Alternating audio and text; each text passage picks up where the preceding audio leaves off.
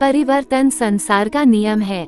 आप एक क्षण में करोड़पति या कंगाल हो सकते हैं। जो हुआ अच्छे के लिए हुआ, जो हो रहा है वह भी अच्छे के लिए हो रहा है, जो होगा वो भी अच्छे के लिए होगा। हमें हमारे लक्ष्य से बाधित नहीं किया जाता है, बल्कि एक स्पष्ट मार्ग से कम लक्ष्य को प्राप्त करने के लिए। हम सभी अपनी प्रकृति के अनुसार काम कर रहे हैं। कुछ लोग प्रसिद्धि प्राप्त करने के लिए काम करते हैं, कुछ व्यक्तिगत लक्ष्यों को प्राप्त करने के लिए और कुछ दूसरों की मदद करने के लिए। काम, क्रोध और लोभ स्वयं को विनाशकारी नरक के 3 द्वार हैं। मनुष्य अपनी विश्वास के अनुसार बना होता है। जैसा वह मानता है वैसा ही वह होता है। ध्यान को जीतने पर मन निश्चल होता है, जैसे कि निर्वात स्थान में दीपक की लौ। न तो इस संसार में न उस संसार में, न ही संदेह करने वाले के लिए सुख है। हम सभी किसी उद्देश्य के लिए जन्मे होते हैं और यह हमारा कर्तव्य है कि हम उस उद्देश्य को खोजें और उसे पूरा करें। सुख एक मन की स्थिति है जिसका कोई संबंध बाहरी दुनिया से नहीं होता। आत्मा अजर, अमर और अविनाशी है। इसे न कोई मार सकता है, न कोई इसे जन्म दे सकता है।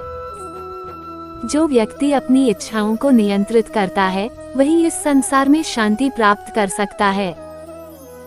जब आप अपने कर्मों के फलों की चिंता नहीं करते, तब आप अपने कर्मों को निष्काम भाव से कर सकते हैं। जीवन में सफलता प्राप्त करने के लिए हमें अपने कर्मों को ईश्वर के लिए समर्पण करना चाहिए। जो व्यक्ति अपनी इच्छाओं को नियंत्रित करता है वही इस संसार में शांति प्राप्त कर सकता है। धर्म का पालन करने से हम अपनी आत्मा की शुद्धि और अपने कर्मों की निष्कामता पर ध्यान केंद्रित कर सकते हैं। जब तक हम अपनी आत्मा को नहीं समझते, हम शांति नहीं पा सकते। अपनी कर्मयोग को अपना धर्म बनाएं और अपने कर्मों के फलों की चिंता मत करें। विचारशीलता और समर्पण से किए गए कर्म हमें आत्मज्ञान की ओर ले जाते हैं। अच्छे और बुरे कर्मों का फल हमें इस संसार में बांधता है, इसलिए निस्वार्थ कर्म करें। धैर्य और संयम व्यक्ति को सफलता की ओर ले जाते हैं।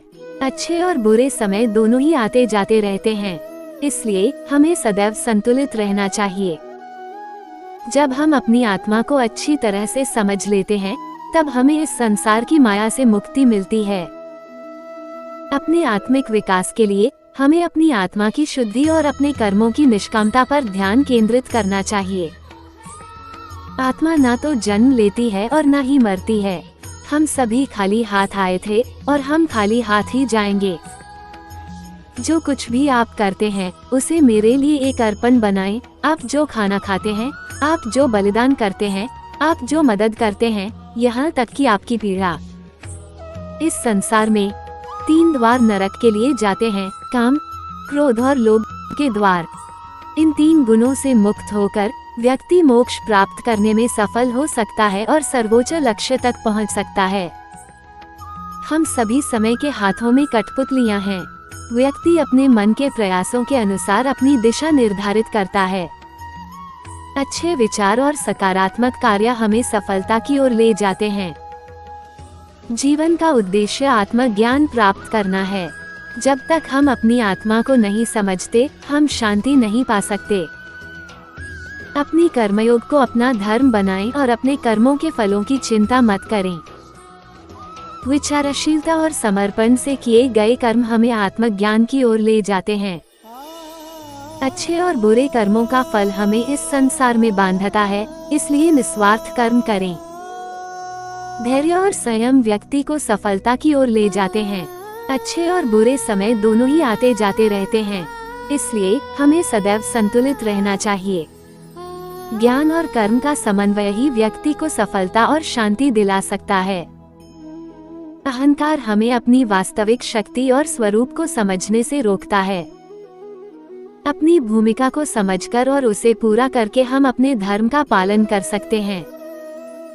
विचारशीलता और विवेक हमें सही और गलत के बीच का फैसला करने में मदद करते हैं। अपनी इच्छाओं को नियंत्रित करके हम आत्मज्ञान की ओर बढ़ सकते हैं। अपने दुश्मनों के प्रति भी दया और करुणा दिखाने से हम अपने आत्मिक विकास को बढ़ावा दे सकते हैं। सच्चे धर्म का पालन करने से हम अपनी आत्मा की शुद्धि और अपने कर्मों की निष्कामता पर ध्यान केंद्रित कर सकते हैं। सफलता और असफलता दोनों ही जीवन के अविभाज्य हिस्से हैं। हमें दोनों को समान रूप से स्वीकार करना चाहिए। अपनी भावनाओं को नियंत्रित करके हम अपने मन की शांति और स्थिरता को बढ़ा सकते हैं। अपने कर्मों को ईश्वर के लिए समर्पण करके हम अपनी निष्काम कर्मयोग की यात्रा में अग्रसर हो सकते हैं। जब हम अपनी आत्मा को अच्छी तरह से समझ लेते हैं, तब हमें इस संसार की माया से मुक्ति मिलती है। अपने आत्मिक विकास के लिए हमें अपनी आत्मा की शुद्धि और अपने कर्मों की निष्कामता पर ध्यान केंद्रित करना चाहिए।